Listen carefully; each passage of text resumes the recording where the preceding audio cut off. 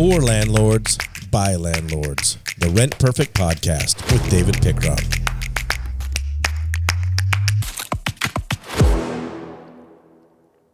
Oh man, what a great day. I have Denny Dobbins here with me.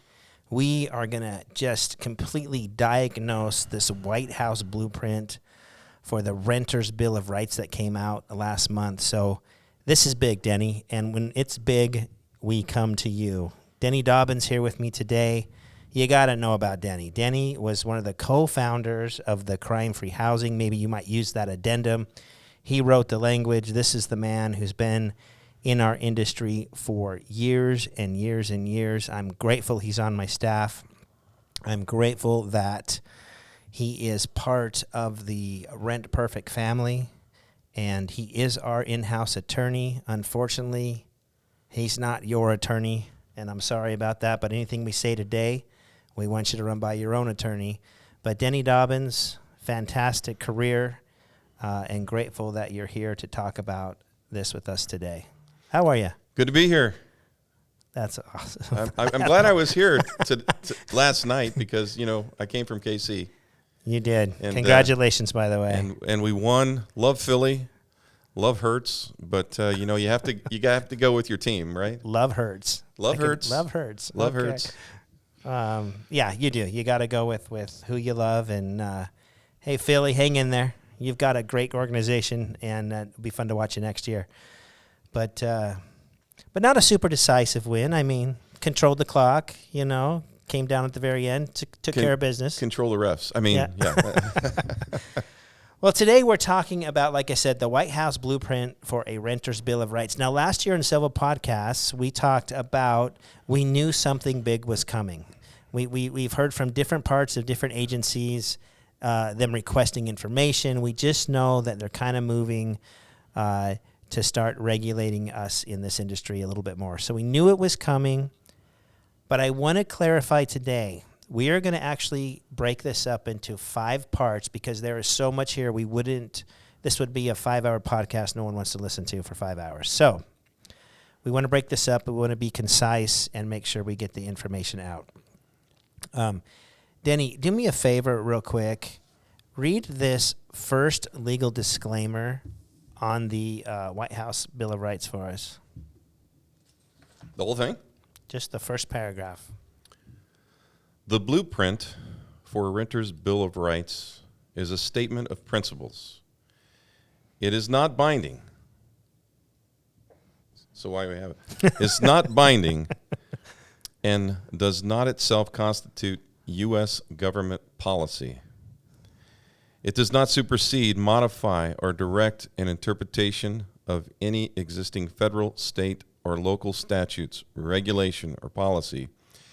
Any federal agency actions referenced in this document will be implemented separately by the relevant federal agencies pursuant to their legal authorities. It does not constitute binding guidance.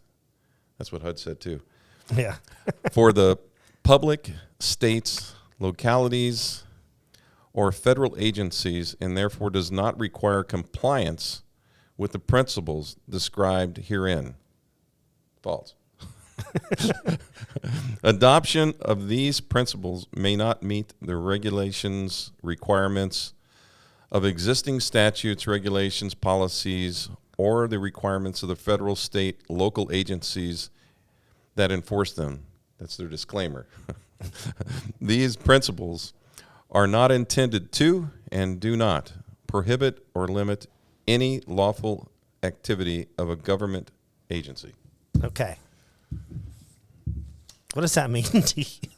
Well, to me, it means we're going to put some guidelines in place, okay, and they're not necessarily going to be enforceable by law. But, as soon as they do that, and I have very deep feelings about this whole thing because it looks to me not only like they're trying to take complete control of anything to do with federally funded housing, but the way they're going about it looks like there were a whole bunch of attorneys that had nothing to do for a while, and they threw them on this project, and everybody kind of threw a bunch of stuff in here, Nobody really knows what's going on, and they're actually saying themselves, well, we really can't implement this. Well, then why are you doing it? We already have all the things that they're putting in this. We already have in place in other federal mandates and guidelines. And what's interesting is we go through this, they're saying this isn't law yet. It is. You already have most of this stuff, and we do. It's interesting. Okay. Because they're talking about renters are discriminated against. Well, we have laws, a lot of laws against discrimination. Right. We teach those things. I teach those things and have taught that all over the country. I teach people how not to discriminate because we have laws against discrimination. We have laws against most of the things that they say they're going to cover here. Well, where do you have it? I don't get it. Yeah. Okay, so on the next page, we usually don't read this much, but we've just got to lay this out to you. Over 44 million households, or roughly 35% of the U.S. population, live in rental housing.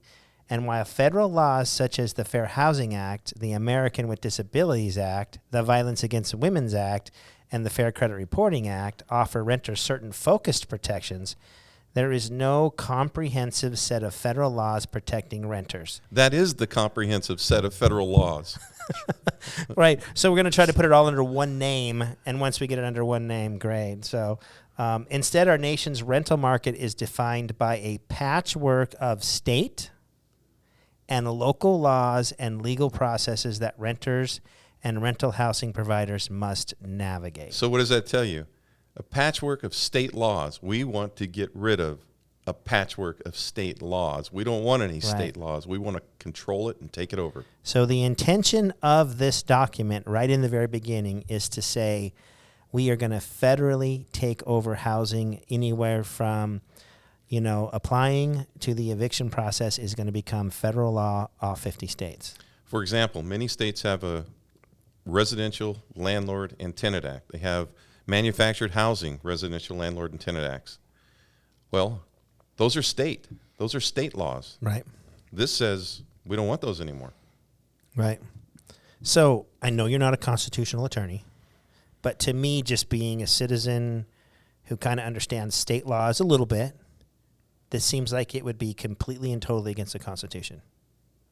Am I right or wrong? Or well, the way the 10th Amendment works is basically says, look, if it's not in the Constitution, if it's not articulated in the Constitution, for example, there's nothing in the Constitution about weapons. So we have an amendment, the Second Amendment. So that's part of the Constitution. right. There's nothing in the Constitution about abortion. Okay. So technically that falls under the 10th Amendment. That So you're says saying because weapons are in the Constitution that they're protected, but the 10th says if it's not in the Constitution, it goes to the states. it's a state item for state discussion and state law. And that's why the Supreme Court overturned Roe versus Wade. That's part of it. Didn't rule on abortion, just said this isn't a federal issue. It goes back to the states. Right, and that's how it's supposed to work. If it's not articulated in the Constitution, it goes to the state for a decision. Okay. So how do you think they're going to get around taking over this whole landlord-tenant relationship federally? Well, under Article 1, Section 8, the Commerce Clause, that's how they do a lot of their bidding. Okay. Because if there's issues that touch across state lines and has to do with federal money, for instance, there's a lot of housing that has been funded with federal loans. Okay. So they can reach out the long arm of the law and say, we're taking that. Okay. And we're going to We put have that jurisdiction over it because we are federally involved in it. Correct.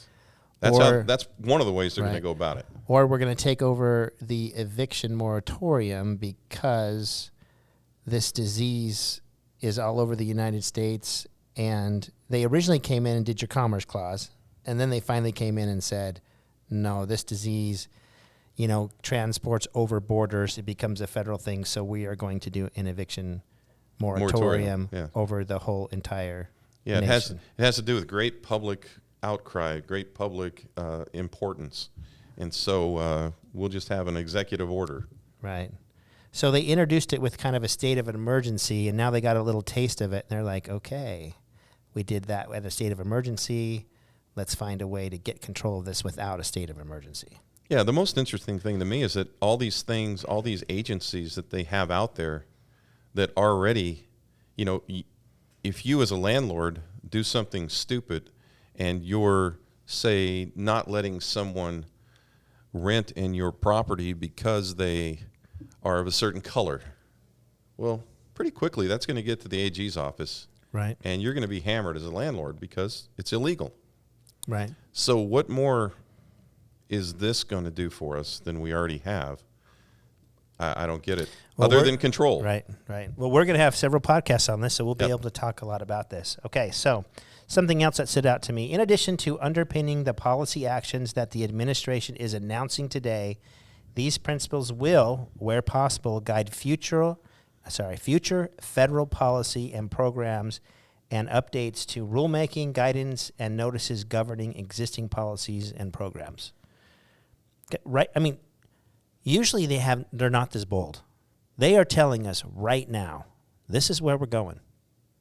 Right? Usually they kind of hide it. They kind of don't admit it. They are blatantly telling us landlords right now, this is where future rules and guidance, notices, and governing is coming. So we got to know this. If this is our future as landlords, this podcast and understanding this White House blueprint for a renter's Bill of Rights, you need to know this as it unfolds. Yeah, the real question that I have is, it's the old argument of, once the camel gets its nose in the tent, you're in trouble. Absolutely. So my issue is, well, when they talk about the HUD changes to the guidelines in 2016, they said, well, these are just going to be, they're just guidelines. Well, they're not guidelines. No. You got to follow them, period. And if they get their hands here in a long arm take, how quickly are they going to be into the private sector? Because they're going to try to make everything a federal issue and say, Right. It's not just government housing now. It's not just government-funded housing. It's housing. Right. That's where they're going. And Which they already have full control over federal housing. This is about we're taking over all housing. that's what I see. Okay. Under their first principle, which we're going to talk about today, is access to safe, quality, accessible, and affordable housing. Denny, I want that. I want that for my everybody wants renters. It's as if we're saying, oh, everybody doesn't want that. We want that. My rents went up quite a bit in the last 3 years. They didn't go up because I set the rents. I don't set my rents. In a way, I set them to the market value, but I don't control the market. I don't control when I buy a new rental if I'm going to buy it at $250,000, $350,000, or $500,000. If I'm buying it at $500,000 and my payment's $3,300, then my rent's got to cover. I'm really not setting my rents where I want to. The market sets the rents. Yeah, you can always set them low, but you can't set them too high. Can't set them too high. And you can't set them too low, or you're going to go broke. You go broke if you go low. Right. And, So you why go be in this industry if you you're go gonna do empty this? if you go high. So renters should have access to housing that is safe, decent, and affordable, and should pay love this, listen to this, and should pay no more than 30% of household income on housing costs. That is a Pandora's box. How are they going to do that? They're going to tell a landlord, okay, well, you can't charge $5,000. You're going to have to charge less because they only make so much money. They can only pay 30%. Yeah. Their income now is going to control the rent. That's what they're saying. It's crazy. And what's interesting is if you want to live in a big, gorgeous house and it's 70% of your income, you have the freedom to make that choice. But that's not affordable. But if you want to live over your means, you have the ability to do it in America. We all do it every single day. So how are you going to make that happen? Because it's not a matter of, it's a matter of equality. That's where they're going. Everything has to be equal. Okay. And that's where the control comes in.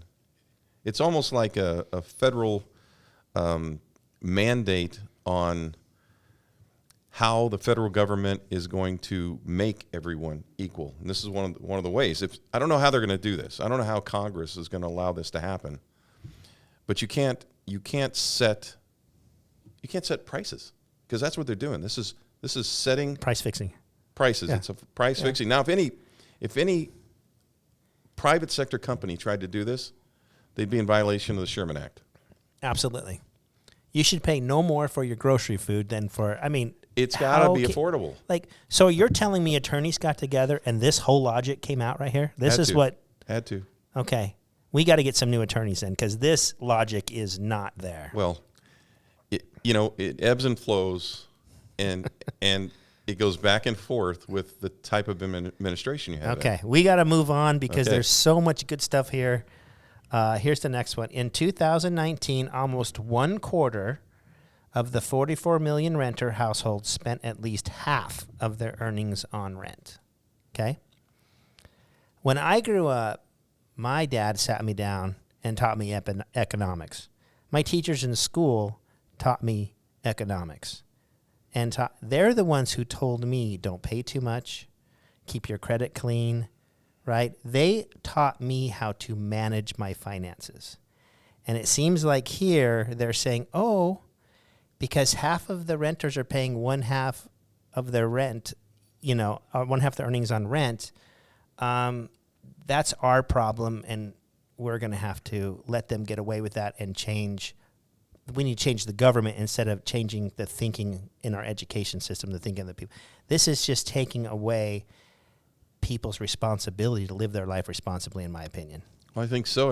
Like you, my dad, I remember asking him one time for some money, and he goes, "What for?" "Well, I just need some." He goes, "Get a job." Yeah. I was 9. Right. So I did.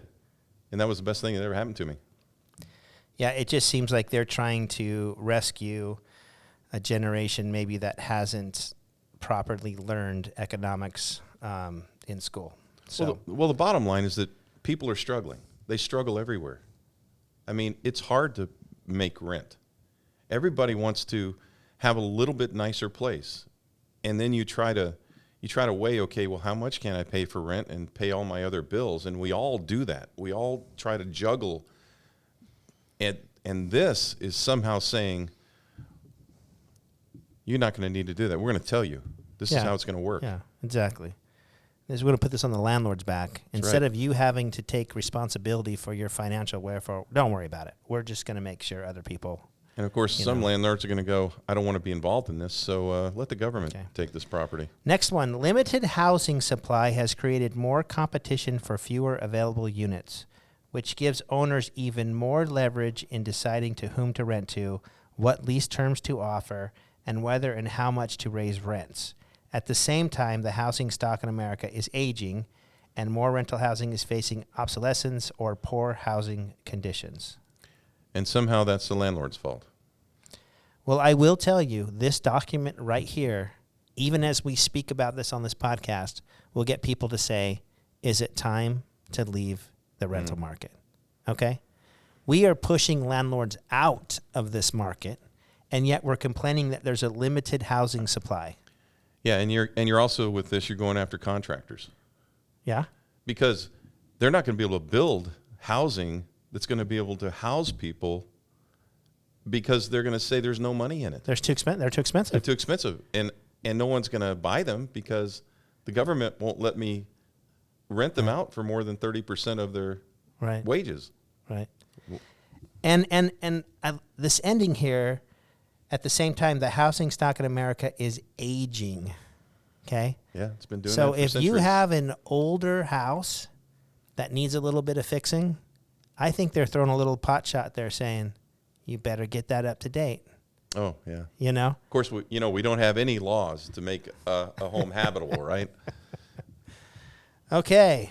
So we continue first principles of this whole thing. Let's just drive the landlord right out of the business so we have less housing and rents go up. It makes just no sense.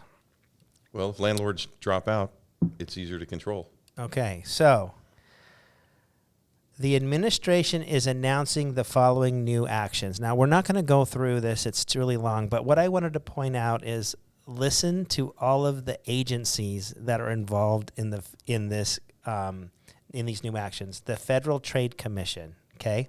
I love it. An independent agency. Okay, so we're going to tell an independent agency what to do. Does that make them a dependent agency or still an independent agency? I'm not real sure. Okay. Consumer Federal Protection Bureau. Okay. The Department of Justice, the Federal Housing Finance Agency, Fannie Mae, Freddie Mac, the Department of Defense, the Department of Housing and Urban Development, the Department of Agriculture, and the Department of Treasury. And so somehow they think they're going to bring all these agencies together or create some type of conglomerate out of this. Sounds ominous. That sounds like a patchwork to me. Yeah, it's. I mean, we have all of these. I mean, landlords have been dealing with these all this time, and suddenly there's some crisis.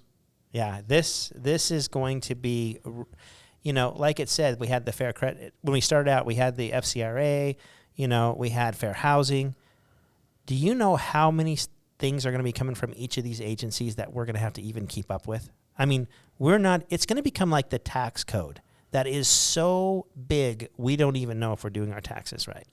Well, I just finished a book on management for housing, and my wife, she edited it, and she goes, I would never be a landlord. Yeah. There's so many things that you have to do. And if they're trying to put more stuff on top of landlords, it's going to be a crisis. Well, there you go. There's the opening. There's the intention. There's the first principle of safe, quality, accessible housing. It's kind of setting up to what we should expect in 2023 and beyond. We're going to go over the second, third, fourth, and fifth principle in another podcast. We're grateful you're here today. You are hearing correct that we got some changes coming, but with some good attorneys and some good creative thinking, I think we're going to be able to get through this. As always, I think landlords are smarter than the government, and so I don't. My take initially is why all this stuff, but landlords have been doing things right for a long time. Yeah. Every time something comes out, landlords do it right. They follow the law, and in one way, all these things that they're saying are coming down, they've already come down. Now it's just a matter of how much control, and if the real objective is to somehow control how much money a landlord can make or charge, maybe that's where they're really going. We'll see more as we continue to discuss this. I just think the more regulations, the more attorneys you get salivating over people who are violating this, and you just create more of a contentious industry, even though you have good intentions, on every side. But you are right. Most of the landlords I talk to absolutely are fantastic landlords, follow the law, do what it needs. The federal government needs to catch up to us. And one last question, and I don't know if you know this or not, but why did we get rid of all of our federal housings back in the 70s? Why did they get out of the game? Did you ever see what their projects looked like? Did you ever see how they were running things? Jack Kemp had to come in and put some laws on the books to get all the criminals out, get all the gangs and all the drugs out. They were terrible when they had federal housing. What makes them think they can come back and tell all of these great landlords how to run their business when they have no experience whatsoever in doing what we do? They come in and tell the private sector what to do. They give all the rules, and then it all gets screwed up, and then they give more rules to fix it that don't work. Yeah. Well, it's time for us to talk to our congressmen, talk to our, associations. I don't know how far that gets nowadays. This thing keeps coming at us, but it's worth a try. We can't give up. We appreciate you joining us for the White House Blueprint for a Renter's Bill of Rights, Part 1. We'll look forward to seeing you on Part 2. And until next time, continue to rent perfect.